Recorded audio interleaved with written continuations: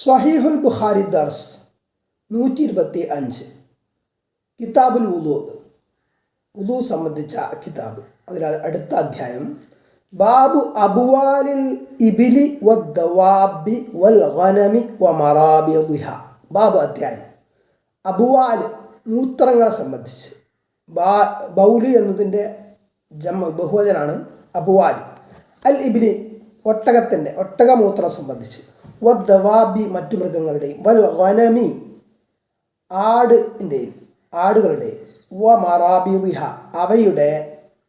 അവയെ തളക്കുന്ന അതായത് അവയെ കെട്ടിയിടുന്ന സ്ഥലങ്ങളെ സംബന്ധിച്ച് പറയുന്ന അധ്യായം. എന്ന് പറഞ്ഞാൽ ഇവിടെ ഉദ്ദേശിക്കുന്നത് തിന്നപ്പെടുന്ന മൃഗങ്ങളുടെ, ഒട്ടകം, ആട്, പശു പോലത്തെ മൃഗങ്ങളുടെ മൂത്രവും കാഷ്ടവും നജസാണോ എന്ന വിഷയമാണ്.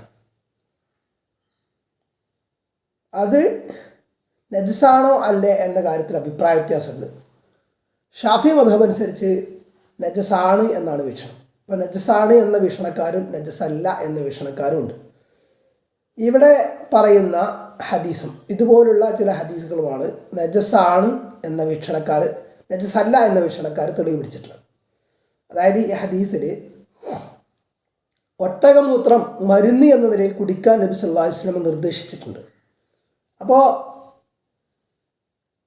നജസ് കുടിക്കാൻ നിർദ്ദേശിക്കുകയില്ല എന്നാണ് നജസ് അല്ല എന്ന വീക്ഷണക്കാരുടെ അഭിപ്രായം. എന്നാൽ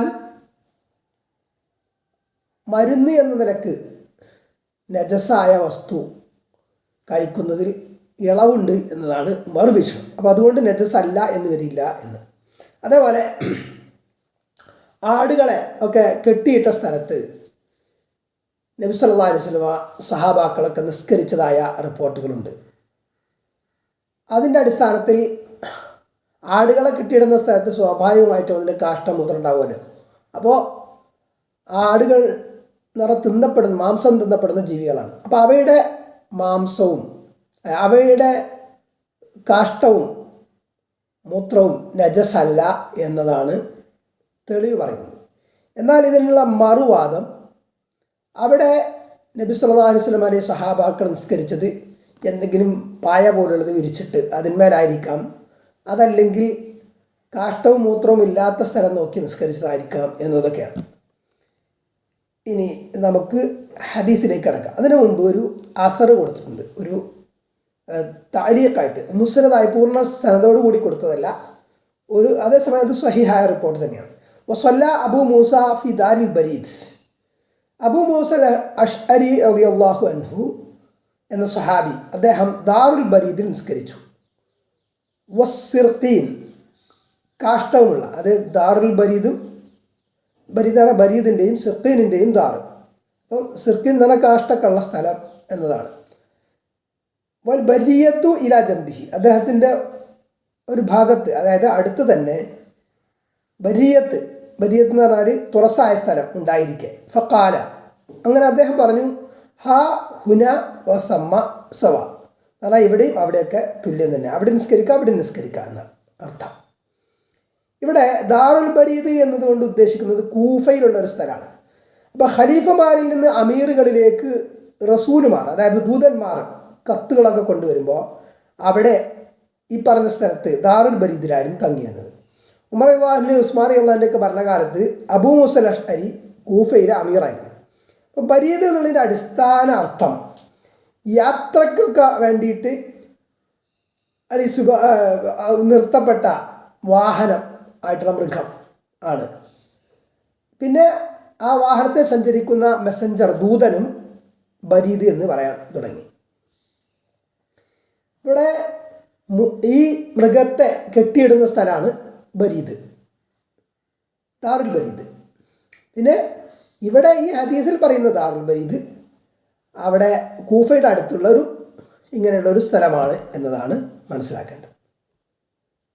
ഇനി ഹദീസിലേക്ക് കടക്കാം. ഹദീസ് നമ്പർ 233. ഹദ്ദസന സുലൈമാൻ ബിൻ ഹർബ് ഖാല ഹദ്ദസന ഹമ്മാദ് ബിൻ സൈദ് അൻ അയ്യൂബ അൻ അബീ ഖിലാബ അൻ അനസ് ഖാല. അനസ് ബിൻ മാലിക് റളിയല്ലാഹു അൻഹു എന്നുള്ള നിവേദനം, അദ്ദേഹം പറഞ്ഞു, ഖദിമ ഉനാസുൻ മിൻ ഉഖ്ലിൻ ഔ ഉറൈനത. ഉക്കിൽ അല്ലെങ്കിൽ ഉറൈന ഗോത്രത്തിൽ നിന്നൊരു സംഘം ജനങ്ങൾ മുന്നോട്ട് വന്നു, അല്ലെങ്കിൽ അവർ വന്നു. ഫജ്തബൗ അൽ മദീന, അങ്ങനെ മദീനയിൽ വന്ന് അവർക്ക് മദീനയുടെ ക്ലൈമറ്റ് പിടിക്കാതെ, മദീനയുടെ കാലാവസ്ഥ പിടിക്കാതെ അവർക്ക് രോഗം ബാധിച്ചു. അമറഹും അൻ നബി സല്ലല്ലാഹു അലൈഹി വസല്ലം ബിൽ ഇഖാഹി, അപ്പോൾ നബി സല്ലല്ലാഹു അലൈഹി വസല്ലമ പാലിന് വേണ്ടിയുള്ള ഒട്ടകങ്ങളെ അവയുടെ പാല് കുടിക്കാൻ വേണ്ടിയിട്ട് അവരുടെ അടുത്തേക്ക് പോകാൻ വേണ്ടിയിട്ട് നിർദ്ദേശിച്ചു. യഷ്റബു മിൻ അബ്വാലിഹ വ അൽബാനിഹ, അവയുടെ അബുവാല, അതായത് ബൗലിൻ്റെ ബൗല് നിറ മൂത്രം, അതിൻ്റെ ബഹുവചനം അബുവാല്, അതിൻ്റെ മൂത്രത്തിൽ നിന്നും ലബന് എന്ന് പറഞ്ഞ പാല്, അൽബാന് പാലുകൾ എന്ന് പറയും. പാലുകൾ എന്നുള്ള പ്രയോഗം മലയാളത്തിലില്ല, മൂത്രങ്ങൾ എന്നുള്ള പ്രയോഗമല്ല, പക്ഷേ ആയിട്ട് ബഹുവചനം രൂപം അറബിയിലുണ്ട്. അപ്പോൾ പാല് മൂത്രവും കുടിക്കാൻ വേണ്ടിയിട്ട് നബി സല്ലല്ലാഹു അലൈഹി വസല്ലം നിർദ്ദേശിച്ചു ഒട്ടകത്തിൻ്റെ. അപ്പോൾ ചില റിപ്പോർട്ടുകളിൽ വ്യക്തമായിട്ടുണ്ട് ഈ വന്ന സംഘം ഇസ്ലാം സ്വീകരിച്ചു, നബിക്ക് ബൈഅത്ത് ചെയ്തു, അനുസരണ പ്രതിജ്ഞ എടുത്തു എന്നൊക്കെ കാണും. അങ്ങനെ ഫന്തലഖു, അങ്ങനെ അവർ പോയി എന്ന് പറഞ്ഞാൽ അവർ പോയിട്ട് ഈ ഒട്ടകത്തിൻ്റെ അടുത്ത് പോയിട്ട് അതിൻ്റെ പാലും മൂത്രമൊക്കെ കുടിച്ചു. നബി സല്ലല്ലാഹു അലൈഹി വസല്ലമക്ക് ഇടയന്മാരുണ്ട്, അവരാണ് ഒട്ടകത്തെ മേയ്ക്കുന്നത്, അവരുടെ അടുത്തേക്ക് പോയിട്ടാണ് പാലും മൂത്രമൊക്കെ കുടിച്ചത്.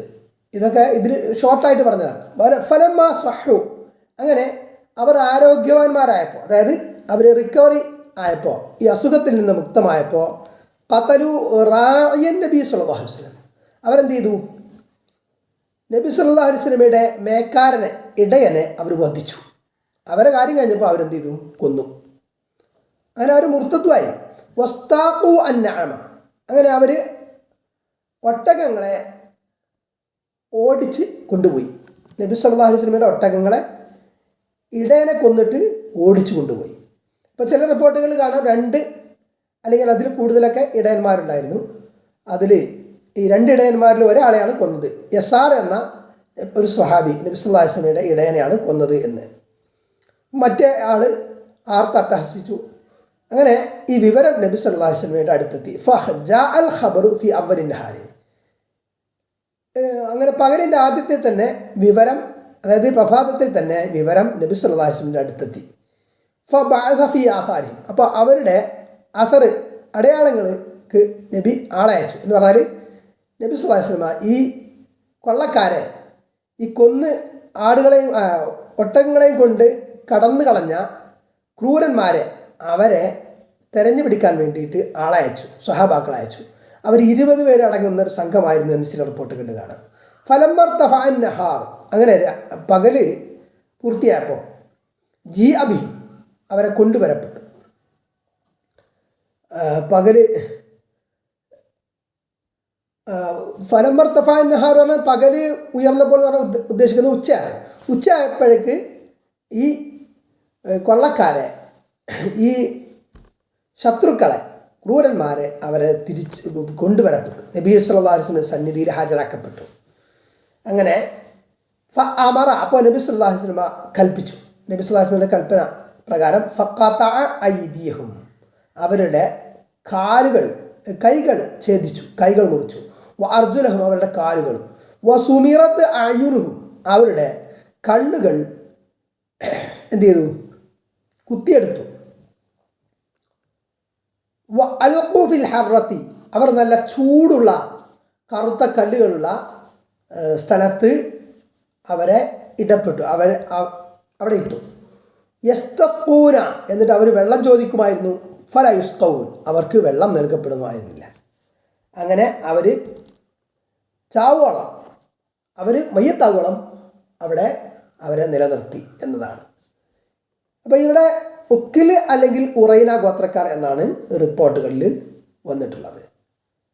ഈ 2 ഗോത്രങ്ങളിൽ നിന്നുള്ള ആളുകളും ഉണ്ടായിരുന്നു എന്ന് സൂചിപ്പിക്കുന്ന ചില റിപ്പോർട്ടുകളും ഉണ്ട്.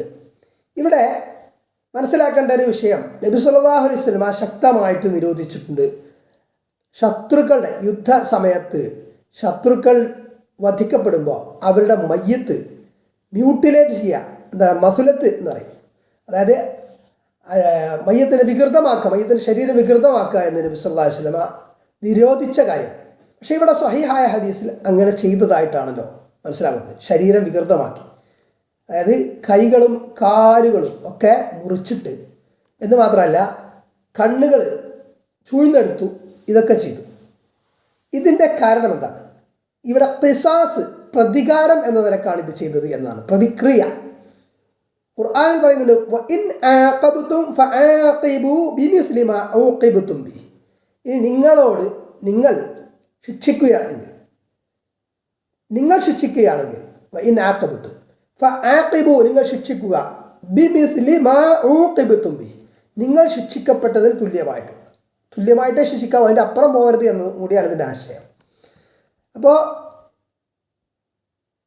മാത്രമല്ല ഈ സംഭവം നടന്നത് മൃതദേഹങ്ങൾ വികൃതമാക്കരുത് എന്ന് കർശന നിർദ്ദേശം വരുന്നതിന് മുമ്പാണ് എന്നും ചില അഭിപ്രായങ്ങൾ കാണാം.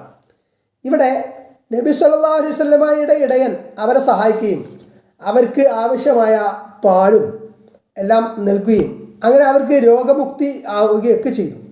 എന്നിട്ടും അവരെന്താണ് ചെയ്തത്? ആ ഇടയനെ വധിച്ച് ഈ ഒട്ടകങ്ങളുമായിട്ട് കടന്നു കളയുകയാണ് ചെയ്തത്. അപ്പോൾ അതിക്രൂരമായ നടപടിയാണ് അവർ ചെയ്തത്. മാത്രമല്ല ഈ യസാർ എന്ന സ്വഹാബിയെ ഇതുപോലെ തന്നെയാണ് അവർ കൊന്നത് എന്നും ചില വിവരണങ്ങളിലൊക്കെ കാണാം. അതായത് അദ്ദേഹത്തിൻ്റെ കണ്ണ് ചൂഴ്ന്നെടുത്ത് അങ്ങനെയൊക്കെയാണ് കൊന്നത് എന്നൊക്കെ കാണുന്നുണ്ട്.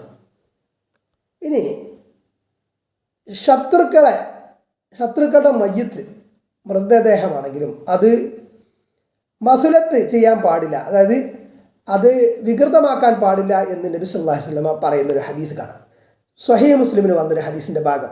അൻ സുലൈമാന ഇബ്നു ബുറൈദത അൻ അബീഹി ഖാല കാന റസൂലുള്ളാഹി സ്വല്ലല്ലാഹു അലൈഹി വസല്ലം ഇദാ അമറ അമീറൻ അലാ ജയ്ഷിൻ ഔ സരിയത്തിൻ. സുലൈമാൻ ഇബ്നു ബുറൈദ എന്നിവർ പറയാണ്, നബി സല്ലല്ലാഹു അലൈഹി വസല്ലമ ഒരു അമീറിനെ ഒരു ജയ്ഷ് അല്ലെങ്കിൽ സരിയ, ഒരു വലിയ സംഘത്തിൻ്റെ അല്ലെങ്കിൽ ചെറിയ സംഘത്തിൻ്റെ യുദ്ധസംഘത്തിൻ്റെ സൈന്യത്തിൻ്റെ നേതാവായി അമീറായിട്ട് നിശ്ചയിക്കുകയാണെങ്കിൽ ഔസാഹു, അമീറിനോട് സേനാധിപനോട് നബി വസിയത്ത് ചെയ്യുമായിരുന്നു, ഉപദേശിക്കുമായിരുന്നു. ഫി ഖാസതി, അദ്ദേഹത്തിന് പ്രത്യേകമായിട്ട് ബി തഖ്വല്ലാഹ്, അള്ളാഹുവിൽ തഖ്വയുള്ളവനാകണമെന്ന്, അതായത് ഭയഭക്തി സൂക്ഷ്മതയോടുകൂടി കാര്യങ്ങൾ ചെയ്യണം, അള്ളാഹുവിലുള്ള ഭക്തിയോടുകൂടി ആയിരിക്കണം ചെയ്യേണ്ടത്. വമൻ മഅഹു മിനൽ മുസ്ലിമീന ഖൈറ, അദ്ദേഹത്തോടൊപ്പമുള്ള മുസ്ലിങ്ങൾ, അതായത് സൈന്യത്തിലുള്ള മറ്റുള്ളവർ അവരോട് നന്മയോടെ വർത്തിക്കണമെന്നും. സുമ്മക്കാല, അതോടൊപ്പം നബി പിന്നീട് പറയും, യൗസു ബിസ്മില്ല,